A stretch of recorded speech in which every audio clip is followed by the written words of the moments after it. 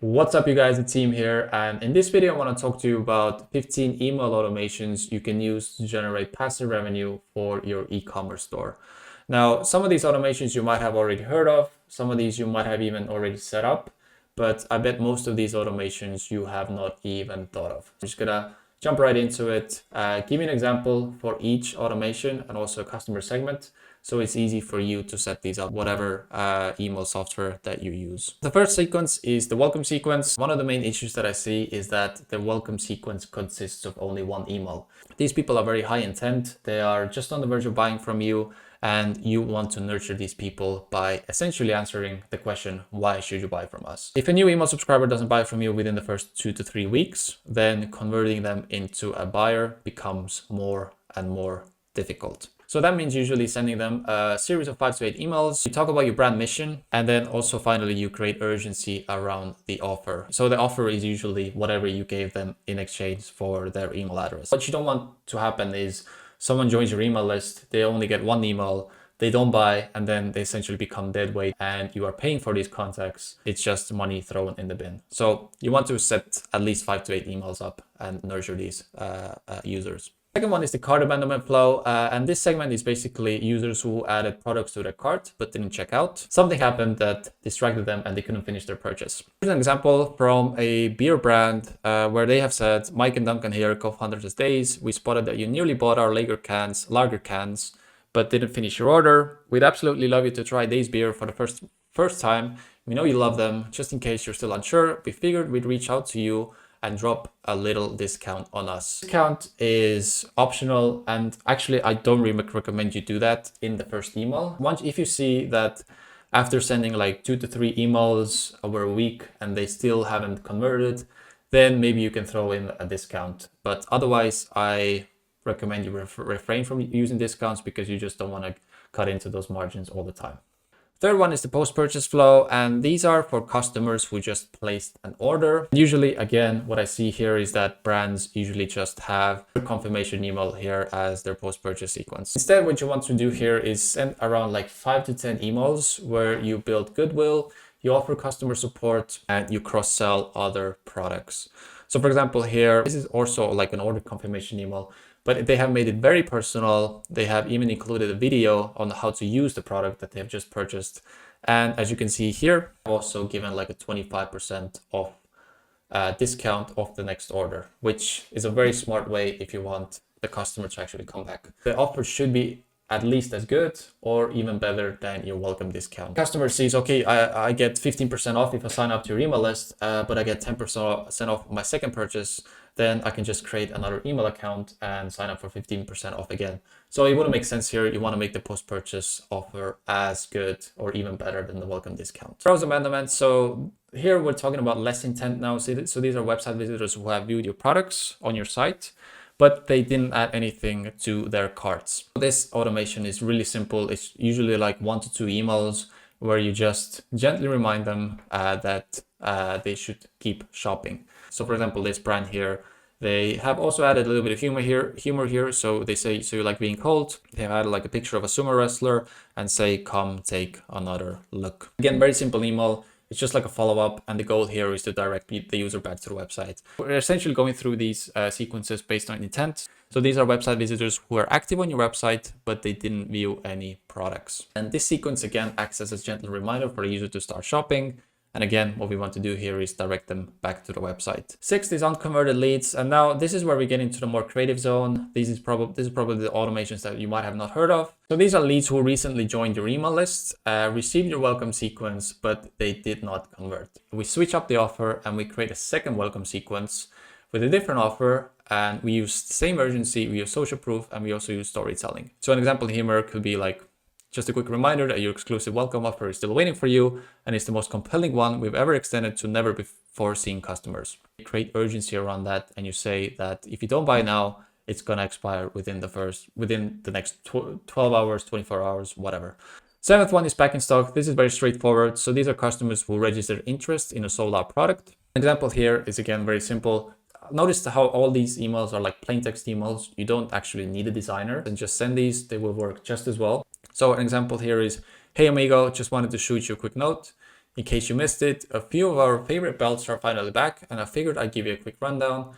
These are back in the lineup, but not for long. So again, you create a little bit of urgency, and then you list all the products and you direct them to the website. The eighth one is first purchase churn. So the segment that we're targeting here are first-time customers who are approaching their repurchase cliff. What I mean by repurchase cliff is the average amount of days it takes for the customer to make a second purchase. For some brands, it's 10 days. For some brands, it's 30 days. For some brands that sell like very high ticket items, it could be even up to a year. Let's say you sell jewelry and your repurchase cliff is 30 days. And on day 31, you can target these customers who have not bought again with this sequence. The easiest way usually to get the customers to come back is to offer them the same product they just bought in a slightly different variation. So for example, if the customer bought a black t-shirt, then you can offer them a white t-shirt at like 15% off. You usually don't want to do like cross-category selling. If they bought a t-shirt, you don't want to start selling them wallets. An example here, given the customer 20% off, like an exclusive discount code, and then direct it to the products. So as you can see, it's largely the same products, but it's just a different color. Number 9 is replenishment. So this flow will be most relevant to you if you sell something that's a consumable and has a very short product life cycle. So here we're targeting customers who have purchased a consumable product and are approaching the end of their product life cycle. And then essentially a replenishment flow is a reminder for customers to reorder the same item before they run out. So here's an example by Graza. They sell olive oil and here they say stash running low. According to our calculations, you might be almost out of olive oil. No worries, we got some for you. What I really like about this email is that they have clearly calculated what is their product life cycle. For example, let's say a customer usually runs out of olive oil within 30 days. And then maybe on day 29 or day 30, they send this email. But if the customer hasn't used that olive oil before, then they also give them 22 ways to use that olive oil. And maybe they give some recipes or something like that, which is really creative. Use this sequence to target people who are approaching the end of their product life cycle. Number 10 is hero product. So this is very simple and straightforward. So these are customers who didn't buy your hero product. Maybe they came through a meta ad, but they did not buy your hero product. They bought something else. Then you can create a segment in your email service provider and then just target these people, offering them a discount off your hero product. This works very well with beauty and fashion products where you have a very large product assortment. So for example, Beer Club, what they've done here is they just introduced like their best-selling growth kit. And they give like a very juicy discount code for the customer who did not buy that bestseller before. Potential VIPs. So this segment is first-time buyers with a high AOV. There are usually two signals you can tell when a customer is about to be like a VIP customer or a very loyal customer. Usually they make a first purchase that is very high average order value, so they spend a lot, or in the first purchase, they already buy like a t-shirt and they buy the wallet from you. So those are usually the first signals. This flow automatically triggers a relevant post-purchase upsell offer to these buyers to increase LTV. So if you see that these people have a lot of disposable income, they spend a lot, then you can target these people with, again, a relevant offer, offering them maybe like a bulk discount. Here's an example by Hostage Tape. They sell like these mouth tapes. So they basically offer a year supply of the same product with a very like compelling discount. You can get $100 off. 12 is VIP flow, and here is essentially customers who have bought from you 4 or more times. And usually in e-commerce, about 20% of your customers buy 80% of your products. So you want to really treat these customers well. You do a sale, you can offer them early access, or you just give them like a email list only or a segment only discount. So here, for example, here, as a thank you for being a very, very important member of our sale community, we're giving you VIP access to our biggest sale event of the year. 15% off site-wide, 20% off if you spend $60 or more, or 25% if you spend $75 or more. Disengaged. Now here are some flows for customers who are maybe not engaging with your emails anymore, or you see that they're starting to churn. Subscribers who haven't opened an email campaign either in the 30, 60 to 90 days. So you can use 3 different segments here. So essentially, when customers tune out of your emails, you see that they're not opening them anymore, then there's also a good chance that they've tuned out of your brand altogether and they stop buying from you. Dr. Squatch does this very well, and in their sort of like win-back campaign, they have just asked their opinion. What's your tool of choice in the shower? Do you use bare hands or you use your washcloth? And this is just like a simple way to get the user to re-engage with the emails, and also it directs them back to the website. 14th is the Winback Flow in general. So this is customers who haven't placed an order in X amount of days. And a win-back sequence re-engages lapsed customers who haven't purchased in a while. So for example, this is the same beer brand that we talked about before. And if they see that a customer on the email list hasn't bought from them in like 6 months, then they can trigger this flow and try to get them to come back. We'll get straight to it. It's been a while since you ordered some of our 0% beers and we want you back.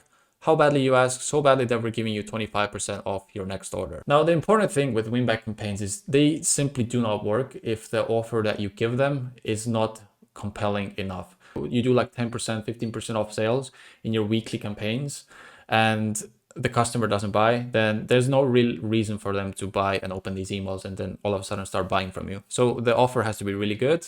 And again, it has to be like a pattern breaking email because you know they haven't bought from you, they haven't really engaged with your emails anymore. So you need to send something that's different from your usual campaigns. And finally, the 15th one is the sunset flow. So this is aimed at disengaged subscribers who haven't opened your emails. Usually this is also when you have sent that win-back campaign or win-back flow and you still see that they don't open your emails, then it kind of makes sense to delete these people from your email list and just save on your monthly Klaviyo bill. So those people are usually just dead weight on the email list and they just, first of all, they take up space and they also cost money to send to. What you can do is you can send one last automated pattern breaking email, and if they don't respond, delete them from your email list. So you can actually set this up as an automation. So if they don't engage or they don't open this email software will automatically suppress them. So it kind of makes sense here to collect some feedback, which is always valuable. You can use that to create better products or just know which kind of objections that you need to overcome. That's what the sunset flow is for.